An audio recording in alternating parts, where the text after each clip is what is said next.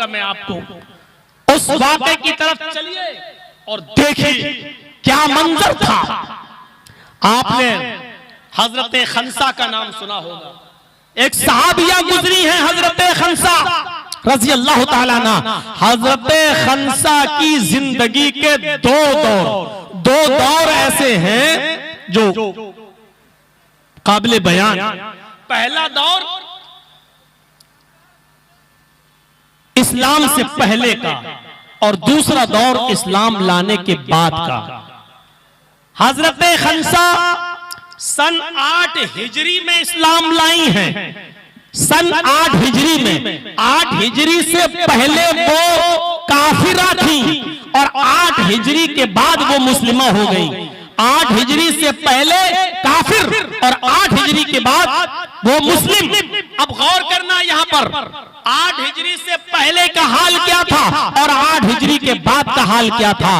अरब की सबसे बड़ी शायरा, अरब की सबसे बड़ी मरसिया पढ़ने वाली, अरब की बहुत बड़ी बिजनेसमैन ये औरत, जब उकास का मेला लगता था मक्के के अंदर, सूखे उकास जब बाजार लगता था तो हजरत खंसा बिजनेस करती थी, अपना माल ले जाया करती थी और बेचा करती थी। लेकिन हजरत खंसा का खेमा मक्के में जहां लगता था, खेमे के बाहर एक बोर्ड लग जाता था, उस पर लिखा होता था अरसल अरब, अरब की सबसे बड़ी मरसिया पढ़ने वाली औरत, अरब की सबसे बड़ी शायरा।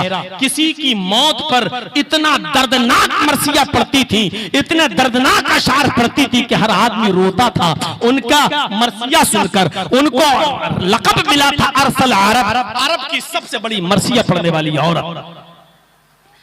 8 हिजरी से पहले उनका एक भाई मुआविया दुश्मनों के हाथों कत्ल कर दिया गया। खंसा ने अपने भाई मुआविया के इंतकाल पर रोना ढोना शुरू कर दिया, अशार पढ़ना शुरू कर दिए। खंसा का दूसरा भाई था सखर, उसने अपने भाई मुआविया के खून का बदला लेना चाहा, लेकिन इत्तेफाक देखिए कि दुश्मनों ने खंसा के दूसरे भाई सखर को भी कत्ल कर दिया। मुआविया पहले से कत्ल हो गए थे, खंसा का दूसरा भाई सखर भी कत्ल कर दिया गया। सखर के कत्ल के बाद तो खंसा का इतना बुरा हाल हो गया कि उसने शेर व शायरी पढ़ना छोड़ दी। वो रोते रोते पागल सी हो गई, मजनू सी हो गई, दीवानी सी हो गई। अपने दोनों भाइयों के इंतकाल के बाद उसको कोई दिखाई नहीं देता था। देखिए मौत पहले जब काफिर थी तो उसकी नजर में क्या थी। खंसा अपने भाइयों की और खास तौर पर सखर की मौत के बाद उसने आखिरी शेर पढ़ा था और उस शेर के बाद उसने कोई दूसरा शेर नहीं बनाया था। आखिरी शेर पढ़ा था, उस शेर के बाद उसने कोई दूसरा शेर नहीं पढ़ा और फिर यही शेर वो पढ़ती रही 8 हिजरी तक बराबर। अपने भाई को याद करती थी। जानते हो वो जब सूरज निकलता था तब भी ये शेर पढ़ा करती थी और जब सूरज डूबता था, गुरूब होता था, तब भी वो यही शेर पढ़ती थी। और उसी वक्त वो अपने भाई को याद करती थी। सुबह जब उठती थी और सूरज को देखती थी तो यही शेर पढ़ती थी, युज़क्किरुनी तुलूउ शम्सी सखरा अज़कुरुल कुल्ल गुरूब शम्सिन। यही शेर उसकी जिंदगी का आखिरी शेर था खंसा का। इस शेर के तर्जमे पर गौर कीजिए। जब सूरज निकलता था तो वो कहती थी युज़क्किरुनी तुलूउ शम्सी सखरा, ऐ सूरज जब तू निकलता है तो मुझे सखर की याद दिला देता है। ऐ सूरज जब तू तुलू होता है तो मुझे मेरे भाई सखर की याद आ जाती है। अज़कुरुहु लिकुल्ल गुरूब शम्सिन, जब सूरज गुरूब होता था, छिपता था, तो वो कहती थी ऐ सूरज जब तू छिपता है, जब रात आती है तो मुझे मेरे भाई सखर की याद आती है। यानी ऐ सूरज तू क्यों निकलता है, ऐ सूरज तू क्यों तुलू होता है, ऐ सूरज तू क्यों चमकता है, ऐ सूरज जब जब तू निकलता है, जब जब तू तुलू होता है तो मुझे सखर की याद दिला देता है। ऐ रात तू क्यों आती है, ऐ रात तू क्यों आती है, ऐ रात तू क्यों आती है, ऐ सूरज तू क्यों छिपता है कि जब भी रात आती है अंधेरा होता है मैं बिस्तर पे जा जाती हूँ तो मुझे अपने भाई सखर की याद आती है। गौर करो इस शेर में कितना दर्द था।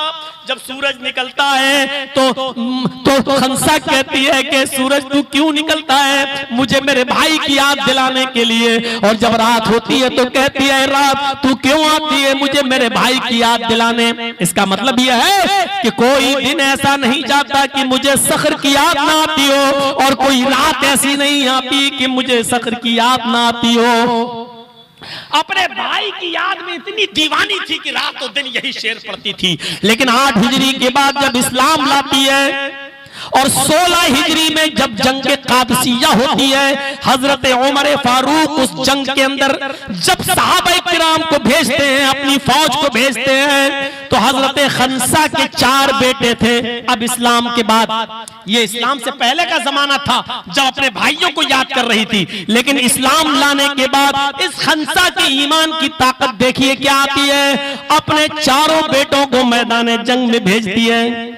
4 बेटे थे उसके, और 4 बेटों को मैदान जंग में भेजती है। जाओ, 4 बेटों को मैदान जंग में भेजने से पहले कहती है, आए मेरे बेटों, आए मेरे लखते जिगरों, आए मेरे जिगर के टुकड़ों, आए मेरे बच्चों, आज तुम्हारी माँ तुमसे कुछ मांगना चाहती है। क्या माँ मेरे पास क्या है कि मैं तुम्हें दूं? माँ के जुमले सुनो। खंसा कहती है मेरे बेटो, जिस तरह तुम 4 की माँ मैं हूं, जिस तरह तुम 4 की माँ मैं हूं, जिस तरह तुम 4 की माँ एक है, उसी तरीके से तुम 4 का बाप भी एक है। यानी आए मेरे बेटो, मेरा शौहर इस दुनिया में नहीं है, तुम्हारा बाप इस दुनिया में नहीं है। इसका मतलब ये नहीं है कि तुम्हारे बाप के मरने के बाद मैंने तुम्हारे बाप की अमानत में खयानत की हो, मैंने कोई दूसरा निकाह किया हो, या मेरे कोई गलत काम करके मैंने किसी और बच्चे को पैदा किया हो। आए मेरे बेटो, जिस तरीके से तुम 4 की माँ एक है, उसी तरीके से तुम 4 का बाप भी एक है। तुम सब एक ही बाप के बेटे हो, तुम सब एक ही माँ की औलाद हो। तुम्हारी रगों में एक ही बाप का खून दौड़ रहा है, और एक ही माँ का दूध खून बनकर तुम्हारे रगों में दौड़ रहा है। आए मेरे बेटो, आज तुम्हारी माँ तुमसे ये मांगती है कि जंग में शिरकत करने के लिए जा रहे हो तो मोहम्मद रसूलुल्लाह का झंडा गिरने ना पाए। आए मेरे बेटो, मुझे खुशी होगी अगर मैं सुनूंगी कि तुमने अपने सीने पर तीर खाया है, और मुझे दुख होगा अगर मैं सुनूंगी कि तुमने अपनी पीठ पर तीर खाया है। आए मेरे बेटो, मैदान जंग में एक बेटे की शहादत के बाद दूसरा बेटा जाएगा, और दूसरे की शहादत के बाद तीसरा बेटा जाएगा, और तीसरे की शहादत के बाद चौथा बेटा जाएगा। आए मेरे बेटो, आज यहाँ नहीं तो कल कयामत के दिन जन्नत के दरवाजे पर तुम्हारी माँ तुम्हारा इंतजार कर रही होगी। आए मेरे बेटो, क्या अपने माँ के दामन में ये खुशी भरोगे? क्या अपने माँ के दामन में ये खुशी डालोगे? 4 बेटों ने अपने माँ से वादा किया, माँ तुम्हारे बेटे तीर खाएंगे तो सीने पे खाएंगे, या गाजी बनकर लौटेंगे, जंग को जीत कर लौटेंगे, या शहादत मिलेगी तो सीने पर तीर खाएंगे, लेकिन पीठ फेर कर नहीं भागेंगे। माँ तुमने आज जो चीज मांगी है वो मैं तुम्हारे दामन में डालूंगा। ये 4 बेटे अपने माँ से वादा करके मैदान जंग में जाते हैं। अरे तुम अपनी लड़कियों से पर्दा नहीं करा सकते हो, अपनी बेटियों को लिपस्टिक और क्रीम और पाउडर लगवा कर कॉलेज और स्कूलों में भेजकर इस्लाम का जनाजा निकलवाते हो। शर्म तुम्हें नहीं आती है कि जलसों में मेला लगवा कर लड़कियों को सरेआम नचवाते हो और सैर व तफरीह करवाते हो, और दीन को बदनाम करते हो जलसों के नाम पर। कुछ तो हया करो, कुछ तो शर्म करो कि जलसों में मेला लगा है और औरतें और लड़कियां वहां जाके मार्केटिंग करें, और आए हो हजरत खंसा का वाकया सुनने, आए हो सुमैया के वाकये सुनने। अरे तुम हजरत खंसा के पैरों में लगी हुई मिट्टी और धूल के मुकाबले में नहीं, हमारी बेटियां हजरत सुमैया और हजरत खंसा के पैरों में, उनके चप्पलों में लगी हुई गंदगी और नापाकी के मुकाबले में नहीं है। जरा तसव्वुर करो, कहां और कहां हम, और चले हैं वाकया सुनने, दीन के नाम पर मस्जिद की तामीर के लिए जलसा कराने, और लगी है चूड़ियों की दुकानें और जलेबियों की दुकानें, जहां हमारी बेटियां जलसों में भी लिपस्टिक लगा लगाकर जलसों में भी शरीक हो रही हैं, और एक एक लड़की के पीछे 10-10 लड़के घूम रहे हैं। ऐसा लगता है जैसे एक एक कुतिया के पीछे 10-10 कुत्ते भाग रहे हों, दौड़ रहे हों। ये जुमले सुनना पड़ेंगे, तुम्हें नहीं तुम्हारे बाप को भी सुनना पड़ेंगे। ये अथॉरिटी उस वक्त तक मुझे है जब तक मैं इस कुर्सी के ऊपर बैठा हुआ हूं। मुझे मालूम है कि मेरी तकरीर का जनाजा निकलेगा, मैं जानता हूं कि मेरे स्पीच का जनाजा निकलेगा। तकरीर खत्म होगी, कोयल की आवाज मीठी होती है, ये सोचते हुए उसकी आवाज का जनाजा निकाल दिया जाता है। मुझे मालूम है कि कल मेरी तकरीर का हशर क्या होगा, मुझे मालूम है कि कल मेरी स्पीच का हशर क्या होगा, मुझे मालूम है कितने % तुम अमल करोगे और कितना नहीं करोगे। अरे तुम अपनी औलाद को रात भर अपने घर से गायब रखते हो, 12 बजे तुम्हारी औलाद तुम्हारे घर आती है, लेकिन कोई हिसाब किताब नहीं।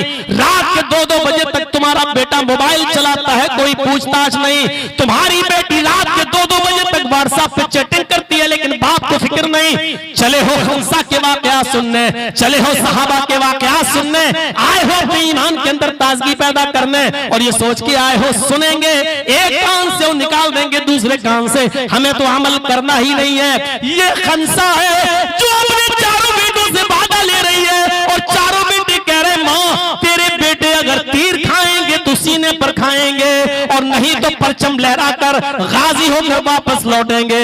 और ये बच्चे अपनी माँ से वादा करके जब जंग में जाते हैं, पहला बेटा मैदान जंग में गया, लड़ते लड़ते शहीद हो गया। दूसरा बेटा मैदान जंग में गया, लड़ते लड़ते वो भी शहीद हो गया। तीसरा बेटा मैदान जंग में गया, लड़ते लड़ते वो भी शहीद हो गया। चौथा बेटा मैदान जंग में गया, और इत्तेफाक से चौथा बेटा भी शहीद हो गया। माँ के कानों में जंग खत्म होने के बाद माँ के कानों में आवाज आई, माँ चाह रही है, दरवाजे पर खड़ी है, जंग से लौटने वाले एक एक साहबा को देख रही है, पूछती है मेरे बेटे कहाँ हैं? तुम सब लौट के आ रहे हो, मुझे मेरे बेटे नहीं दिखाई दे रहे। जवाब मिला तुम्हारे चारों बेटे मैदान जंग में शहीद कर दिए गए हैं। हजरत खंसा ने कहा क्या मुझे मेरे बेटों की लाश देखने को मिलेगी? किसी ने कहा लाश देखने को नहीं मिलेगी, इसलिए कि जहां कत्ल किए गए थे, शहीद हुए थे, उनको उसी जगह पर दफना दिया गया।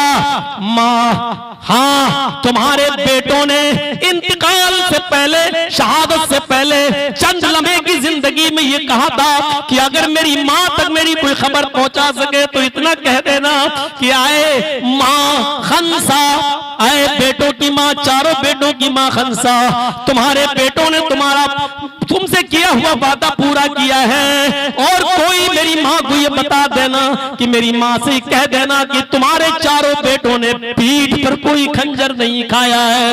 चारों बेटों ने जो खंजर खाए हैं वो अपने सीने पर खंजर खाए हैं। चारों बेटों की शहादत सीने पर खंजर मार कर हुई है, उनका इंतकाल हुआ, शहादत नसीब हुई है, और उन्होंने खंजर अपने सीनों पर खाए हैं। किसी एक बेटे ने भी खंजर पीठ पर नहीं खाया है।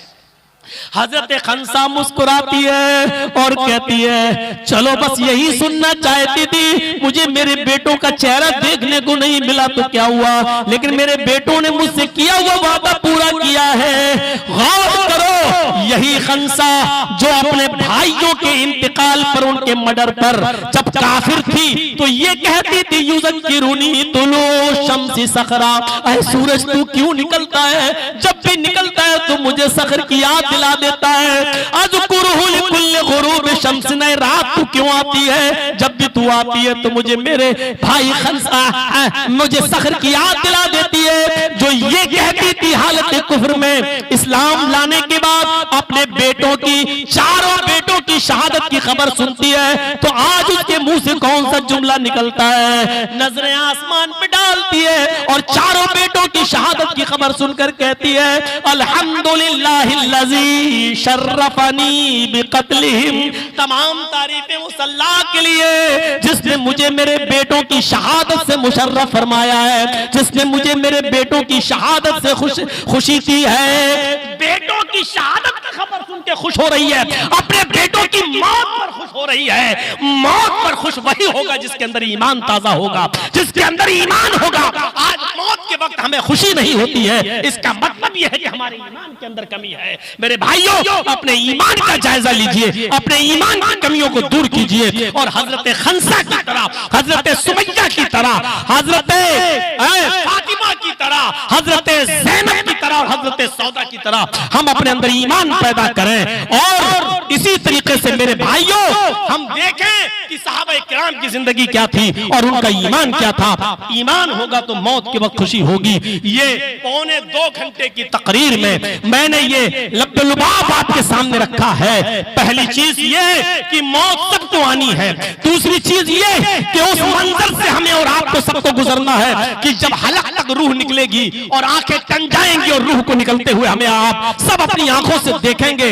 मौत का फरिश्ता के करीब रहमत और आजाद का फरिश्ता भी हम अपनी आंख से देख लेंगे। अगर हमने अच्छे काम किए हैं तो देख लेंगे मेरी रूह को लेने के लिए रहमत का फरिश्ता आया है या आजाद का। अगर बुरे काम किए होंगे तो देख लेंगे कि आजाद का फरिश्ता आ गया है। मेरी रूह इल्लीन में जाएगी या सिज्जीन में, ये मरने से पहले हमें आपको पता चल जाएगा। मेरी रूह का ठिकाना 7वें आसमान के ऊपर इल्लीन है, वहां है, या मेरी रूह का ठिकाना 7वीं जमीन के नीचे सिज्जीन है, वहां है। ये हर आदमी को मरने से पहले पता चल जाएगा, क्योंकि मौत के फरिश्ते को वो अपनी आंखों से देख लेता है। तो मौत के लिए हमें और आपको तैयारी करनी है और उसकी फिक्र करनी है, और उस दिन के लिए हमें और आपको अपने आप को अभी से रेडी करना है, अभी तैयार करना है। वल तंजुर नफ्सु मा क़द्दमत लिग़द। हर इंसान को गौर करना चाहिए कि कल कयामत के दिन के लिए उसने कौन सी तैयारी की है।